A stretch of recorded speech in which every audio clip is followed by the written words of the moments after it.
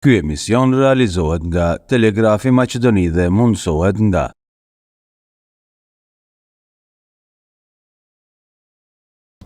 Shëndetje Doki. Mirë dita, Venar. Si e? Mirë, faleminderit. Mirë. Si shkon? Mirë, shumë mirë. Ti si ke qenë? Mirë. Goja e shqiptarëve si është? Goja e shqiptarëve. Mendoj shëndeti, jo e folura. Pse specifikoj shqiptarët? Se janë publik 100% e emisionit. Ashtu?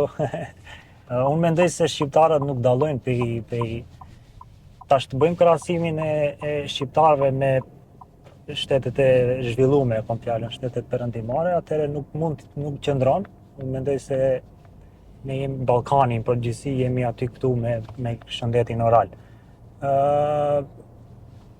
Në përgjithësi mirë, shqiptarët apo populli jonë në përgjithësi parapëlqen më shumë të reagoj se sa të parandaloj problemin.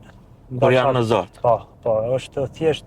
Unë mendoj se është një kulturë apo një edukatë e trashëguar për më herët, nuk është e jona. Është një kulturë, një edukatë e cila doktorin përgjithësi, po edhe stomatologun e shef si zgjidhje të fundit. Edhe jo si një rutinë të mirëqenies vetë shëndetësore. Mendoj se dhombi nuk është vetëm estetik, nuk është vetëm rregullimi i tij, po dhombi tregon ka paraqet edhe identitetin, paraqet edhe kulturën, edukatën e një njeriu edhe vetbesimin. Domethënë kujdesi ndaj dhombit apo ndaj shëndetit oral tregon kujdes edhe për të organizmit apo shëndetit në përgjithësi të njeriu. Tani mos e zmadhojmë shumë, mos e hiperbolizojmë shumë. Ka shpresë. Ka shpresë, nuk është aq keq, domethënë sidomos këto gjeneratat e reja, prindët të ri apo këto mendoj që janë pak më ndryshe se sa më parë. Ka përmirësim, domethënë. Ka shumë përmirësim, nuk i sjellin fëmijët të paktën në gjendje në një kohë kur duhet të ketë problem fëmia, po i sjellin më herët dhe kjo është diçka shumë e mirë. Domethënë ajo kurba është në rritje e ndërgjegjësimit të popullatës. Shumë mirë.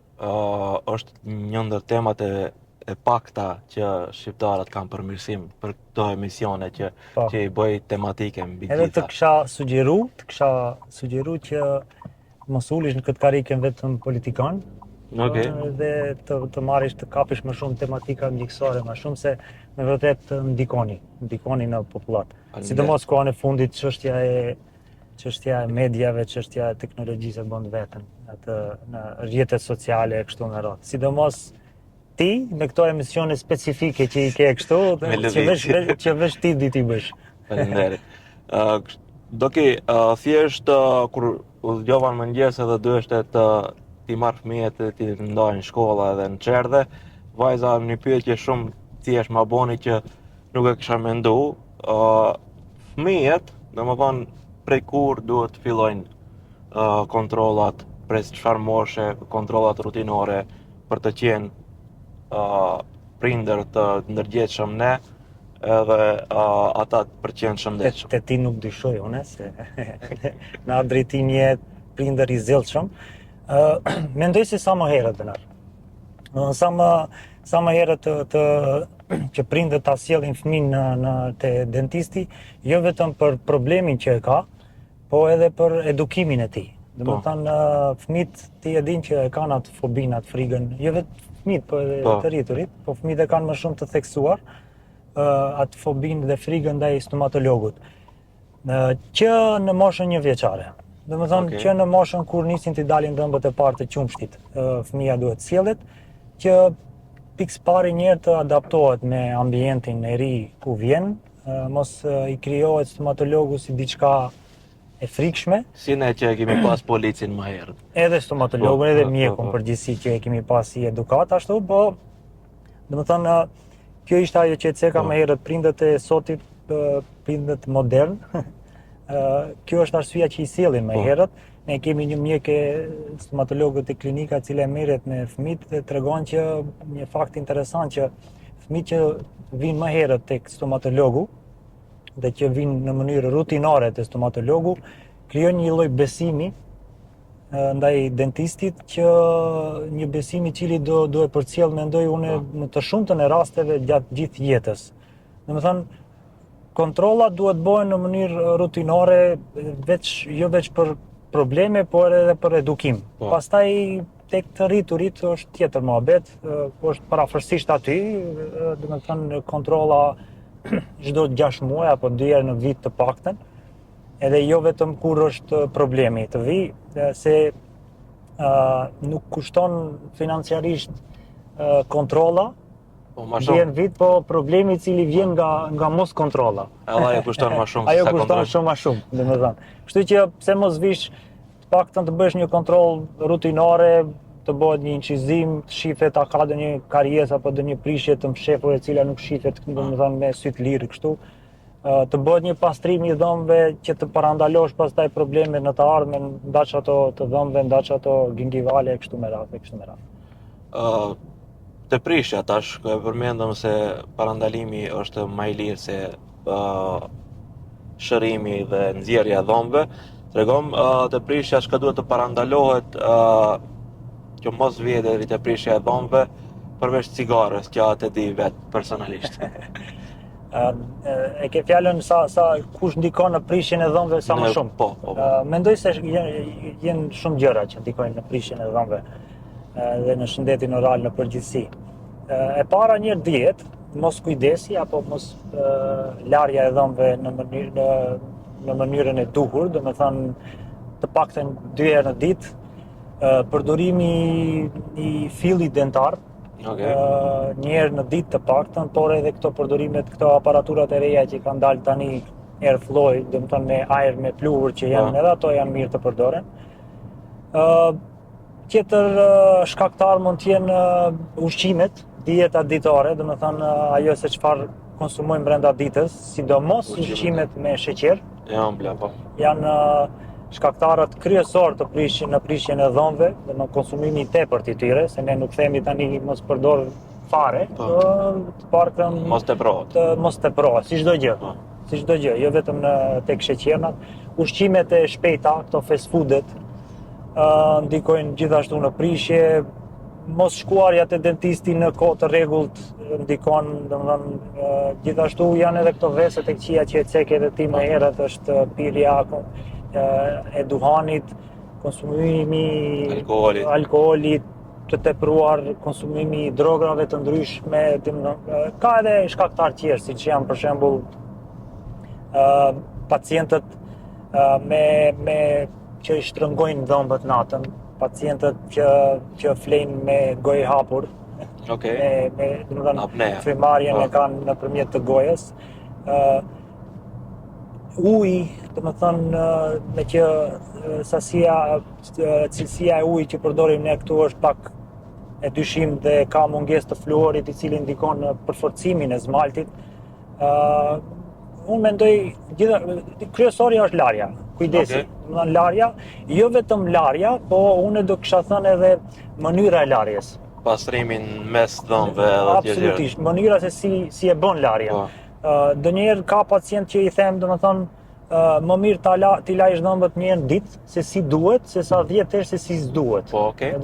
Në mënyrë adekuate, dihet ato, tani rrjetet sociale, interneti e bën vetëm, mund ta hapish YouTube-in, ta shohësh se si lahet dhe mos kesh probleme dhe gjëra të tilla në tavë. Këto janë në përgjithësi pikat që bëjnë që çojnë deri tek prishja e shpeshtë e dhëmbëve apo e shëndetit oral në përgjithësi, e kam fjalën. Kur jemi te kontrolli te dentisti rutinor, më duhet thjesht një informacion që gjithashtu do të jetë në YouTube dhe njerëzit mund mësojnë prej kësaj videos. Më trego me muaj, domethënë sa herë, domethënë në sa muaj duhet të shkojnë I rritur, edhe në sa muaj duhet të shkojnë I fëmijë te kontrolli rutinor normal.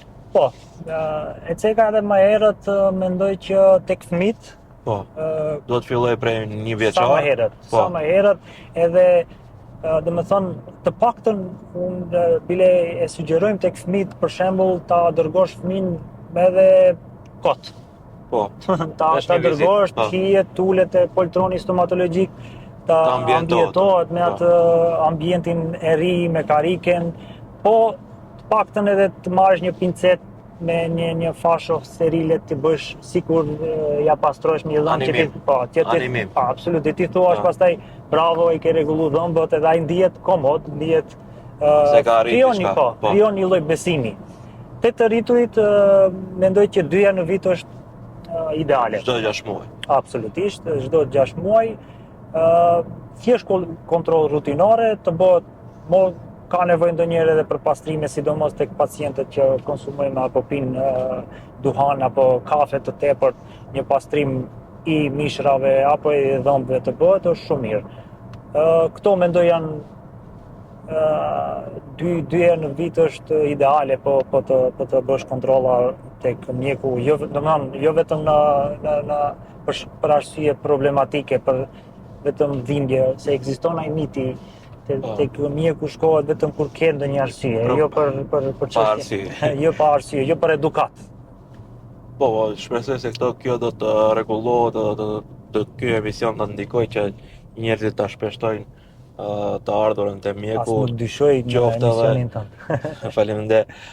Tregom tash, është një problematikë e madhe në rritje që janë duke u bë gratë krejt të njëjta. E dua të vite ajo te botoksi, domethënë tregom sa është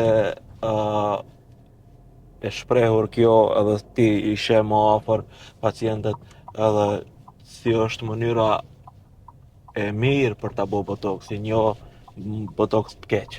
Edhe përgjithësia është e domshme për njeriu, vetëse nëse nuk është ajo nevojë mjekësore.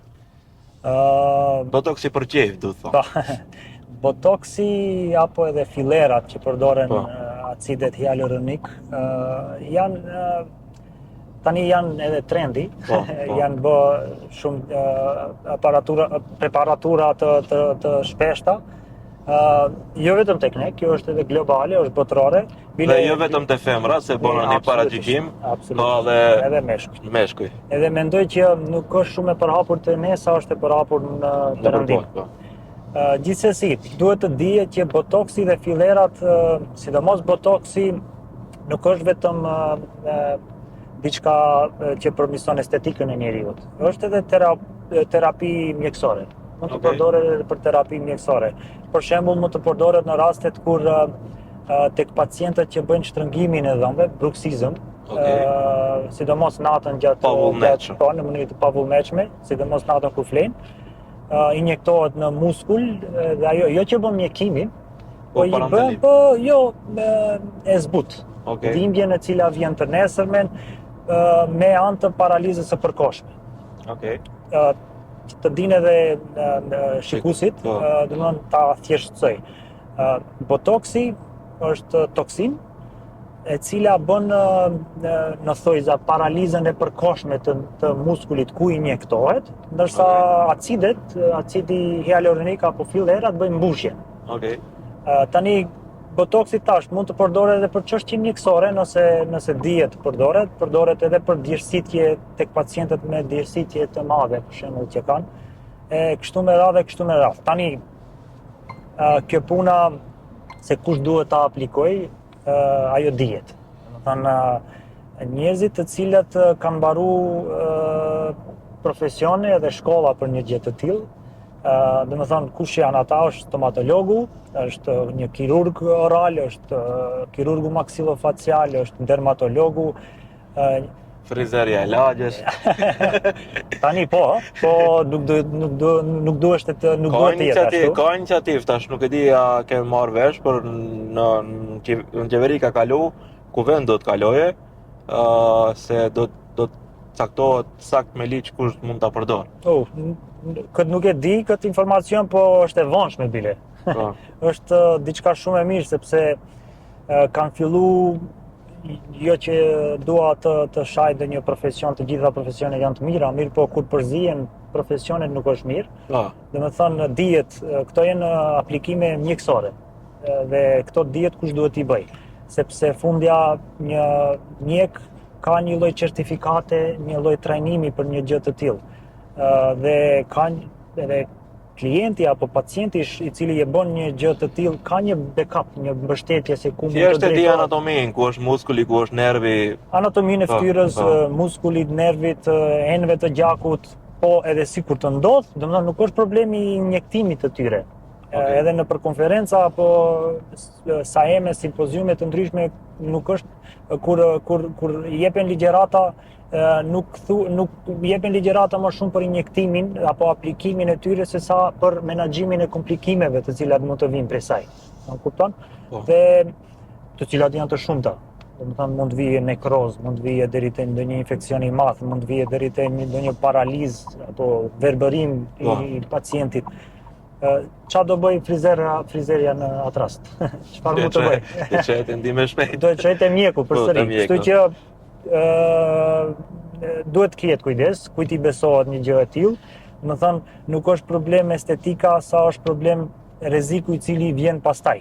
Domethënë dhe I këshilloj të gjithë që të drejtohen në vende adekuate për gjëra të tilla dhe jo të bëhet eksperiment me shëndetin. Se fundit ajo aplikohet në organizëm të gjallë dhe në një njerëz dhe duhet të ketë dikush ndonjë përgjegjësi në lidhje me këtë gjë. Unë e kam pasur se shpesh, domethënë, një ndjekje në Instagram edhe përveç arsyeja pse je këtu është se vet vi te ju. Edhe në shitje është shumë e rëndësishme ta ofrosh për shitje diçka që ti e provon, ti e përdor. Edhe ti shërbesh prej asaj. Kështu që të kom pasur në fakt krejt ju mjekët e Prodentit edukoheni për të ardhmen. Faleminderit. Du dalte pjesa e asaj që cila është e ardhmja e shërbimit edhe mjekimit të dhomëve. A ka diçka të re që duhet ta di? Ka shumë të reja. Dhe të reja nuk përfundojnë me sot, po ato teknologjia e bën vetën. Domethënë si në çdo profesion tjetër, si në çdo biznes tjetër edhe tek ne në mjeksi, në përgjithësi edhe në stomatologji, e ardhmja është teknologjia, e ardhmja është digitalizimi, e ardhmja është AI-ja, domethënë inteligjenca artificiale.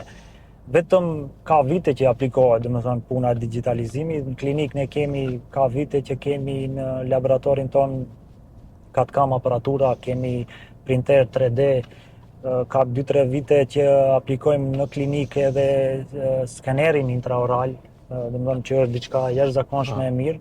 Domethënë merret masa jo në atë mënyrën e mëparshme për krejt gojën, absolutisht, ose për krejt fisin. Tash merret veç një dhomë I caktuar. Përveç asaj sikleti, marrjes masës, koha, domethënë që duhet të dërgohet deri te lavë shumë gjëra. Domethënë kjo merret për 5 minuta në mënyrë të shpejtë për 5 minuta dërgohet online tek laboratori dhe fillohet me punë me një herë. Domethënë përparësi e jashtëzakonshme. Përveç asaj janë edhe tani këto skeneret facial. Domethënë skenohet fytyra e pacientit live dhe pacienti mund ta shikojë aty për aty, zakonisht përdoret në rastet me protetik, domethënë me vendosjen e kurorave estetike apo vinirsave estetik. E sheh pacienti aty për aty se si modelin e dhomëve të cilët do vendosen dhe aplikohen te aty, materialin, ngjyra, forma, se si do duket tek ai pastaj, pas vendosjes, që është diçka përparësi e madhe. Interior design I gojës. Ashtu mund thuhet. Domethënë kjo është e ardhmja, është inteligjenca artificiale, përdorimi I skenerëve të ndryshëm, të cilat ne veç tash I përdorim, po edhe softverëve në stomatologji. Tani është çdo gjë online, caktimi termineve, dërgimi terminit pacientit në telefon, se kur e ka, që mos ketë ngatëresa nesër mbas nesër, domethënë çdo gjë është online. Edhe inteligjenca artificiale mendoj që shumë shpejt do kyçet në Jo zaventoj e ju. Kjo është pak pikpyetje. Unë jam shumë pro ndihmës. Edhe përdorimi të inteligjencës artificiale apo edhe çfarë do qoftë ajo. Një gjë jam I sigurt që të paktën dyshoj që mund ta zëvendësoj, nuk e di, mund edhe ta zëvendësoj në të ardhmen, është ajo pjesa humane. Okej. Domethënë empatia, lidhja shpirtërore e pacientit me mjekun, të cilën unë e dyshoj se mund ta zaventësoj ndonjë aparatur përveç njeriu. Tani ne duhet të jemi në hap me kohën, absolutisht po, dhe duhet sa më shpejt që të jemi në hap me kohën, sepse ajo është e ardhmja. Mirë po, përveç kësaj, domethënë unë mendoj që teknologjia do zaventësoj shumë mjek në të ardhmen, jo fizikisht vetëm, po do të ndihmoj të paktën nëse jo të zaventësoj. Po, ndihma është evidente në të gjithë profesionet, varet kush si e përdor. Tash jemi në fund, edhe përgjegjësia e të gjithë neve është të japim një shembull se si kemi gabuar në komunikacion, edhe si nuk e bëjmë edhe një herë atë gabim për të qenë sa më të mirë në komunikacion. Tregoni gabim, një dënim edhe them drejtën, në këtë periudhë kohe që more, ka shumë gjatë që nuk dal nëpër qytet. Që nuk vozit, po. Domethënë, jo që s'dua, po s'dal në këtë periudhë shkaku i obligimeve që i kemi me punën, ndoshta të dielave, po të them drejtën nuk jam prej atyre që e përdori veturën shumë. Edhe për çështje, domethënë e kam fjalën kur bisedohet për në qytet këtu, jo për jashtë qytetit. Qyteti Tetovës është qytet i vogël dhe mund t'i bësh punët edhe në kam, edhe më shëndetësore është, po është edhe të mendojmë pak edhe për pastërtinë e ajrit, të cilin në rrjetet sociale e kemi gojën plot, e kur vjen puna në atë personalen, pastaj themi jo se duhet të kryj punë shpejt e shpejt. Kur e përdori veturën, nuk jam prej atyre, nuk jemi thari në shpejtësisë madhe. Nuk është që më mbush ajo lloj adrenaline siç e kanë shumica e djemve. Jam i qetë, mendoj që të paktën jam i qetë për të hir të vërtetës. Me të thënë drejtën, kam një mungesë që nuk është përmburje, po për shembull nëpër qytet, Exona, bashkëshortja më kritikon shpesh se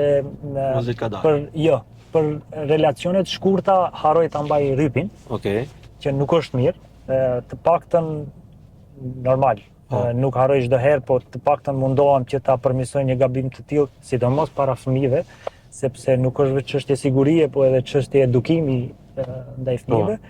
Ky mund të jetë gabimi që e bëj dhe që mundohem ta përmirësoj ta në kohën, po ka vite, 20 e sa vite që vozis vetur dhe shiqi Zotit deri tash nuk kam pas ndonjë aksident madh apo diçka të tillë të madhe dhe shpresoj që mos kemi dhe shpresoj se jemi shembull për ata që nuk e vendosin rrypin edhe duhet ta vendosin. Gjithsesi. Bashkërisht me ty. Gjithsesi. Faleminderit shumë për kohën, shpresoj se njerëzit kanë mësuar diçka dhe do të ndikojë pozitivisht për ndryshimin e kulturës së njerëzve për shëndetin e tyre të gojës. Dhe na faleminderit shumë për ftesën dhe të dëshiroj suksese në emision edhe në jetë në përgjithësi kështu. Faleminderit shumë. Faleminderit. Ky emision realizohet nga Telegrafi Maqedoni dhe mundësohet nga